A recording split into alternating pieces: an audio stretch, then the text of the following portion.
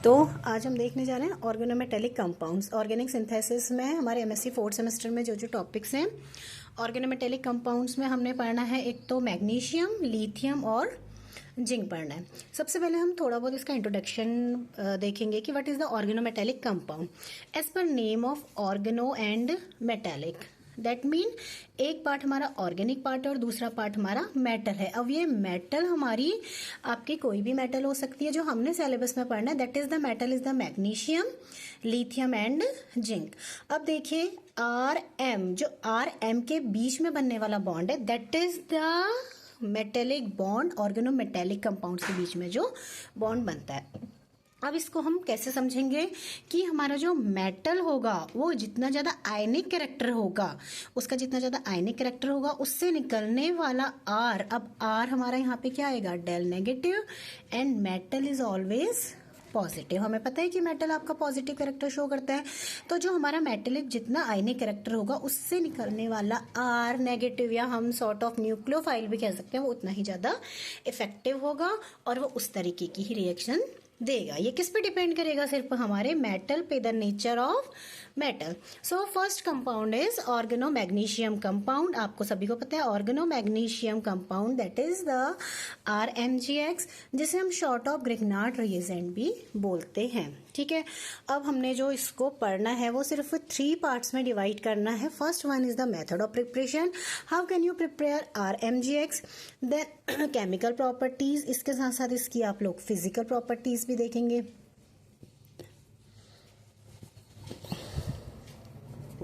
अब हमने जो केमिकल प्रॉपर्टीज में इसकी रिएक्शंस देखनी है उस रिएक्शंस पे हम थोड़ा बहुत फोकस करेंगे। देखिए स्टेप बाय स्टेप हम इसकी रिएक्शंस देखेंगे, उसके बाद हम लास्ट में जाएंगे आपका क्वेश्चंस की ओर। पहले ऑर्गेनो मैग्नीशियम देखेंगे, ऑर्गेनो लिथियम देखेंगे, then we compare both of organometallic compound, फिर हम उसके बाद किस में जाएंगे, ऑर्गेनो जिंक में जाएंगे।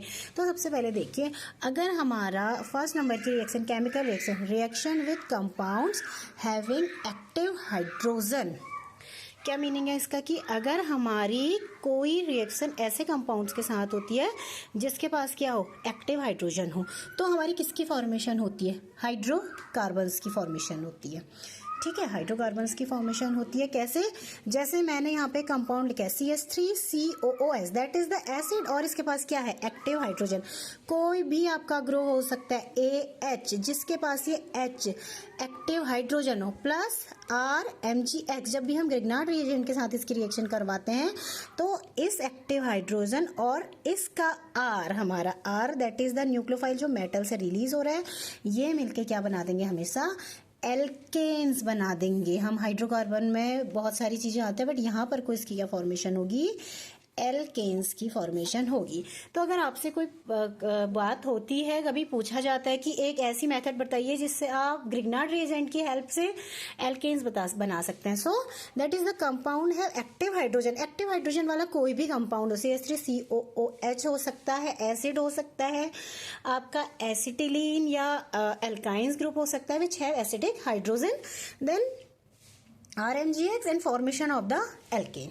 Is that clear? So first type of reaction with compound having active hydrogen, and the second type of reaction is the nucleophilic addition reaction. पहले तो हम nucleophilic addition reactions को समझेंगे कि what is the nucleophilic addition reaction. आप जैसे नाम से देख सकते हैं nucleophilic, that mean हमारे पास क्या चाहिए, एक न्यूक्लियोफाइल चाहिए। न्यूक्लियोफाइल ने क्या होना है, ऐड होना है, that is simple हम कह रहे हैं nucleophilic addition reaction। न्यूक्लियोफाइल को ऐड होने के लिए क्या चाहिए, इलेक्ट्रोफिलिक सेंटर। तो ऐसे कंपाउंड हम किस में शो करते हैं, एल्डिहाइड्स एंड कीटोन्स में। इस तरीके की जो रिएक्शन शो होती है वो एल्डिहाइड एंड कीटोन्स में होती है। बहुत कॉमन रिएक्शंस जो आप हमेशा पढ़ते आते हैं। इसकी रिएक्शन आप किससे करा देते हैं, RMgX से, in the presence of water H+, and आपका हमेशा फॉर्मेशन किसकी होती है, एल्कोहल्स की फॉर्मेशन होती है। ये डिपेंड किस पे करेगा, जैसा आपने यहाँ पर कोई एक ग्रुप लिया है वही आपका एल्कोहल प्रोड्यूस करेगा। अब यहाँ पे मेन चीज हमें पढ़ने वाली क्या है, हम लोग देख रहे हैं इसकी केमिस्ट्री। RMgX ये हमारा मेटल है, इसमें पॉजिटिव पार्ट, इसमें नेगेटिव पार्ट। ये हमारा न्यूक्लियोफाइल है। न्यूक्लियोफाइल कहाँ पे ऐड होगा, इस कार्बन में ऐड होगा, because this carbon behave as a electrophilic centre, क्योंकि ऑक्सीजन इलेक्ट्रॉन अपनी ओर खींचेगा और इस पे आपका कौन सा चार्ज आएगा, partial positive and partial negative. तो आपका न्यूक्लियोफाइल को क्या चाहिए, इलेक्ट्रोफाइल। इलेक्ट्रोफाइल मिला, इसने यहाँ पे अटैक किया। अब हमारा जो स्टेज आई वो बनी RCOMgX। जो MgX है वो टूट के कहाँ गया, ऑक्सीजन के साथ, और हमारा ये R ग्रुप यहाँ पे जुड़ा और H।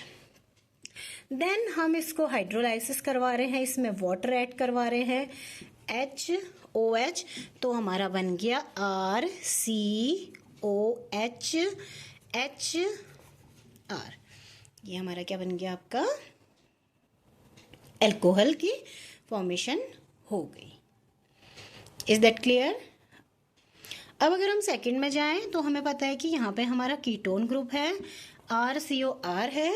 सेम अगर RMgX आपका है CH3MgX, ये बॉन्ड आपका ब्रेक होगा, ये नेगेटिव आएगा, ये नेगेटिव यहाँ पे अटैक करेगा, यहाँ पे अटैक करके RCO नेगेटिव CH3R, यहाँ पे शॉर्ट ऑफ टाइम के लिए आप MgX जोड़ सकते हैं। बाद में आप इसका जब हाइड्रोलाइसिस करेंगे ये H और ये OH, तो आपका बन जाएगा ये RCOH RCH3। ये आपका R कुछ भी हो सकता है, CH3 भी हो सकता है, C2H5 भी हो सकता है, वो आप लोगों को रिएक्शन में दिया रहेगा। So this type of reaction is the nucleophilic addition reaction when nucleophile add in electrophilic centre, and electrophilic centre is always aldehydes and ketones. हम ये एल्डिहाइड से ले सकते हैं या कीटोन से ले सकते हैं। अगर हम फॉर्मेल्डिहाइड HCOH पे इसकी रिएक्शन करवाएंगे तो आपको पता है कि different type of alcohol produce होगा।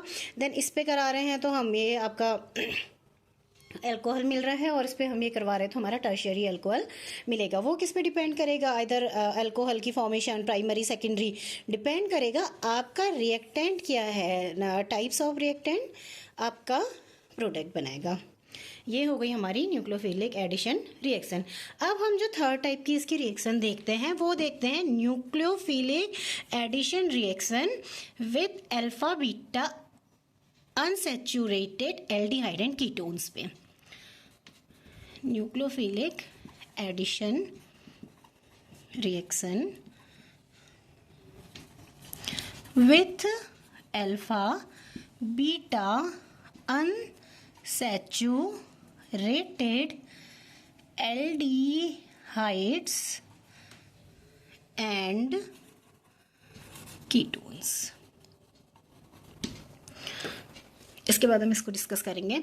अभी हम सिंपल एल्डिहाइड एंड कीटोन पे देख रहे थे। आप देखिए कि हमारा नॉर्मल एल्डिहाइड और कीटोन थे। अब हमें यहाँ पर को पता ये है कि नाम से जैसे आपको पता चल रहा है कि हमारे पास एक बॉन्ड तो डबल है और ये H कोई भी एक अल्फा बीटा अनसैचुरेशन, मतलब यहाँ पे अनसैचुरेशन भी है और आपका एल्डिहाइड और कीटोन भी है। दोनों ग्रुप जब एक में है तो उस टाइप पे ये कैसे रिएक्शन करेगा, इसके बाद इसको देखेंगे।